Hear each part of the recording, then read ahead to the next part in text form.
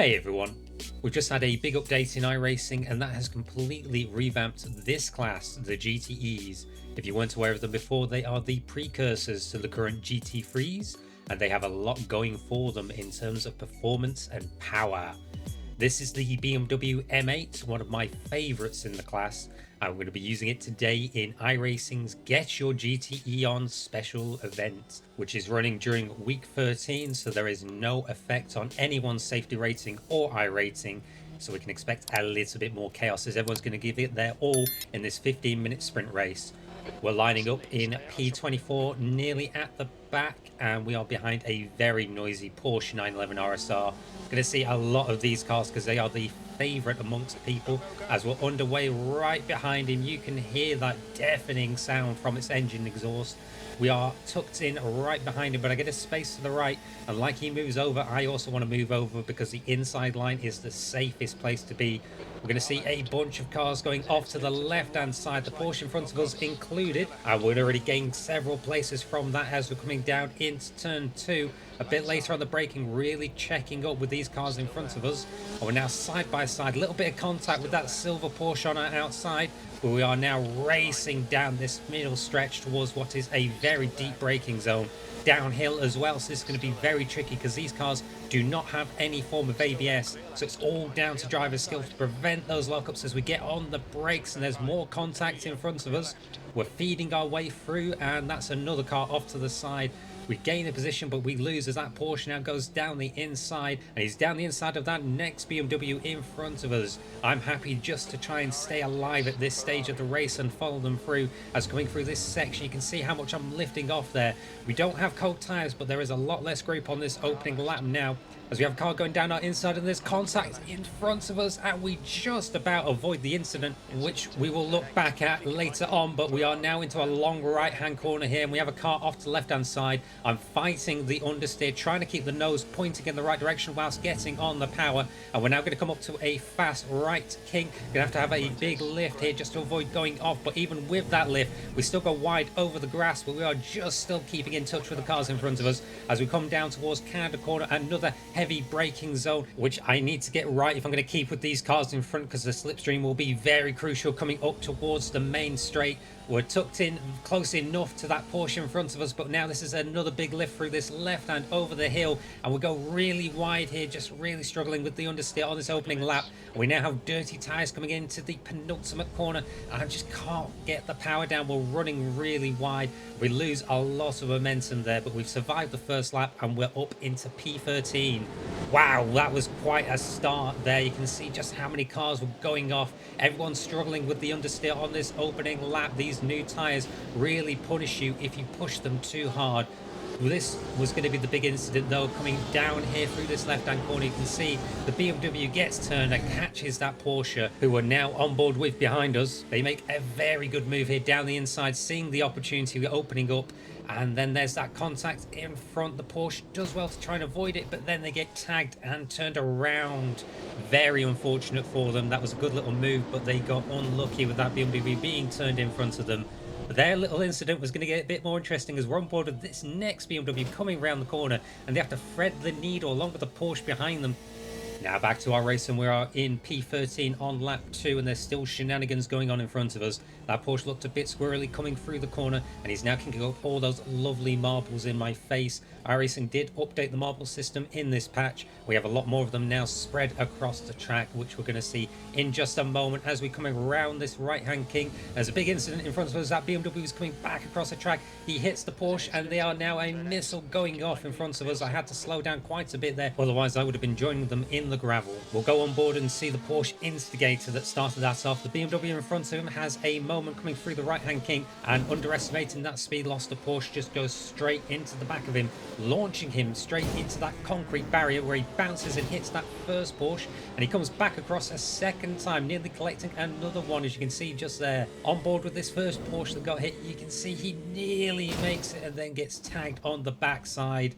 let's just take a moment to appreciate the new marble system as we can see the grass and the dirt getting kicked up into the air and onto the track. If this was on the racing line, my car would be picking up all that dirt and debris on its tires, and it does stick to it a lot more now, so that would have reduced my grip into this downhill left-hand braking zone. But thankfully I was on the racing line, which was clean, so all I had to do was make sure that I kept away from that missile as it was making its way down towards the sandpit. That incident cost me a lot of time, and we're going to lose a little bit more coming through the carousel because there's more debris on the track, and that just starts making me run wider than what I was already struggling with. All that brought Escott in behind me, who was catching up again after going off earlier in the race, and at nearly 6k it was definitely not going to take him long to catch up, but those incidents certainly didn't help me. We're coming on to the start of lap 3, and he's right behind me in that Porsche, but we're going to see a difference in the setups we're using.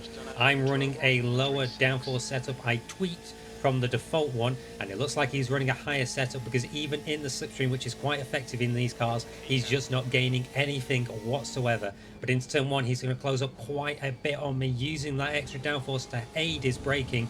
I'm still not that slow though coming out of the corner, and I definitely have a lot more straight line speed, but he's definitely going to try and leverage that extra downforce through the middle part of the track. And whilst I normally wouldn't try to defend this sort of move that might come from him, I wanted to have a little bit of fun here because I could see the cars in front were already starting to pull away from us. So let's see what the move's going to be as we're coming into this downhill braking zone. I'm going to keep my line, and here it comes down the inside. I delay my turning, but there's still contact between us, but it looks like he backs out, not wanting to take the position after making that mistake. Thankfully that's not done any damage to the car. We didn't even get a 4x for it, so we did get lucky if that was our safety rating on the line. Now it's up to me to just try and keep the pace because the cars in front are slipping away. I'm not defending the move, but I do make my mistake now coming into here. I go quite deep, just about keeping it on the track.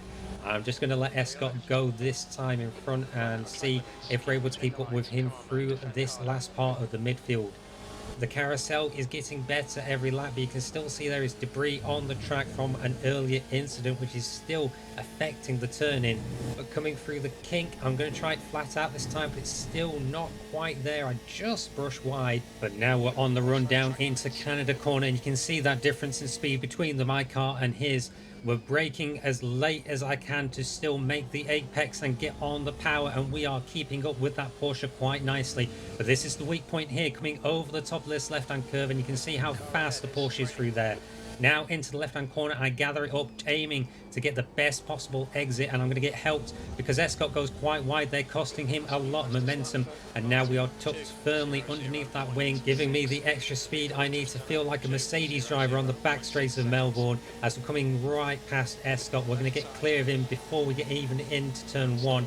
I'm not going to cover him off though, because all I need is the inside line.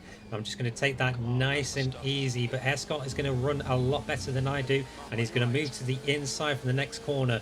I'm just going to aim to brake normal here and take the corner wide, but there is contact between me and Escott, and he's off into the grass. I was really confused at what happened at this one until I looked back at the end of the race. I wasn't planning to defend it, that's why I left him plenty of space to make the move down the inside, because I knew I could simply re-overtake him before that next corner using the slipstream and the speed difference between our cars. That's why you're going to see I left him nearly 2 car whips there, but he has a little bit of a lockup, which then means that he has no control to make the apex, and that sends him into me, and I just do not have the reaction times. We'll use the handy new iRacing overlay that shows my brake trace and history to see that I was braking all the way around there, just trying to avoid locking up at the same time though, which is why I couldn't slow up any further. And I'm really gutted it ended like that, because I felt like we could have had a great battle with Escott. We're going to carry on though, because we have lost position now to Ryan, who's in front of us in another Porsche. Really seeing a lot of these cars because, like I say, they are just so popular in the GTE class because they are the easiest ones to drive. And it looks like we're quite equal with Ryan when it comes to our driver rating, so this could be another potential good race. For now, I'm just sort of gathering myself back up. I'm going to use the time to estimate what Ryan's like with his driving whilst he's in front of me, nice and easy to observe. We also now have a car off in front of us, but they tow rather quickly, and Ryan seems to go off in sympathy for them because he goes quite deep, and we're just going to get the position back on him, leaving enough room for his rejoin. We'll skip ahead a few laps because Ryan did keep up with us. He certainly had pace, and his car is quite similar to mine in that it is a lower downforce than what we saw with Escott. So we can see in the slipstream he's closing up on us. I'm going to defend into turn 1, hoping that we're now going to be very equal on this. So as long as I have the inside line, this should be an easy defense. So I do drift a little wide, overestimating the size of the car, and we give him a little love tap. Thankfully, no harm caused there, and we're able to take the racing line again, because the exit on this middle stretch is going to be very key, knowing now that Cassidy has a very fast car behind us. So with that slipstream, he's going to start closing up, and I'm going to slowly move across to the left-hand side in one move, just to make sure it's nice and clean, and he's going to set up for the move around the outside. So let's see how this goes. I keep it nice and tight to the inside, getting on the power, and there's no contact or issue there. But now coming up the hill, there's a bit of contact again, and it looks like this one has sent Ryan off because he goes quite deep into the sand, and to make matters worse, he gets hit again from behind. So let's have a look back to see what led into that. Starting with the good move, he did really well to go around the outside here using the drive of the Porsche on the exit, but this is all on me. As we're going to see here, I really underestimate how wide these GTEs are, and I tap his rear left quarter as he's braking in, and that just completely unsettles the rear. But he does do really well. You can see he's soaring on that steering wheel to counter steer the slide, and then he does save it, but that Corvette then just drives into the back of him, having completely missed the corner, compounding the error. And then to make things worse, another Porsche goes around the outside of the both of them. And that Porsche was driven by Akos, a 7.7k rated driver who caught up to me over the next few laps after that incident. And it wasn't going to take him long to be on the back of my wing coming onto this last lap. So I'm going to have my hands full trying to hold him off, because I'm up to P7. That's 17 places. But you can see he's right there behind me. So we're going to see how this plays out over this last lap of the race. So starting down in the run to turn 2, we are 7/10 clear of him for now at least. We'll have to see as we come out of the exit how close he's going to be, down to 6/10. But we now have this nice straight line where I can open up the throttle on the BM, and we might at least get a 10th or 2 before this next braking zone. And we're going to go up to 7/10 at least before I get to that 200-meter board, braking hard down the hill, using all the width on the track to get to that apex and get on the power again, using all the available space possible.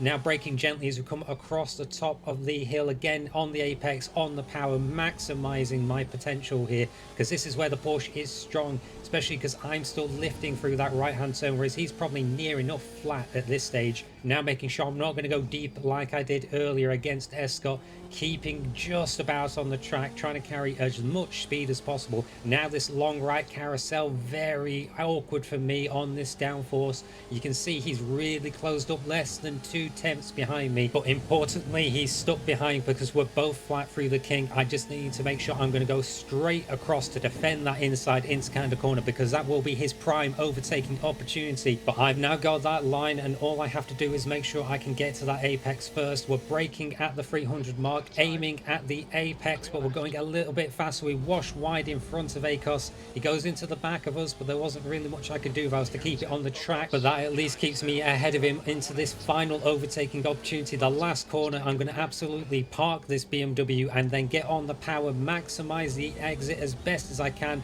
Akos once again has tried to go for the better exit, and he's going to pull alongside us, but he just doesn't have the same straight line speed, and we're going to get clear ahead as we cross the finish line in P6. So that was a real nail biter of a finish. If he had another lap, he certainly would have gotten past me with the pace he had overall, but I got really lucky at Canada corner. He did not set up for that undercut, knowing I was going to go wide.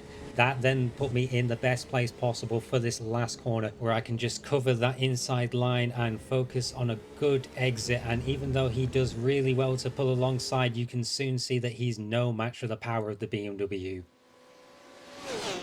So that is the end of today's race, and whilst I have not been without fault with my driving, I have thoroughly enjoyed these updates to the GTEs. The new tyre model is absolutely fantastic in giving you feedback as a driver when you're pushing these cars to the limit that the GT3s just cannot compete with their tyres and their ABS model, just giving you really no feedback. The other benefit as well is that we have wet weather racing to look forward to now with the GTEs. Yay! Yeah, okay. Anyway, thank you very very much for sticking around this long. If you did like the video, please give it a like and subscribe because that really helps me on the channel, and I hope to see you all again next time.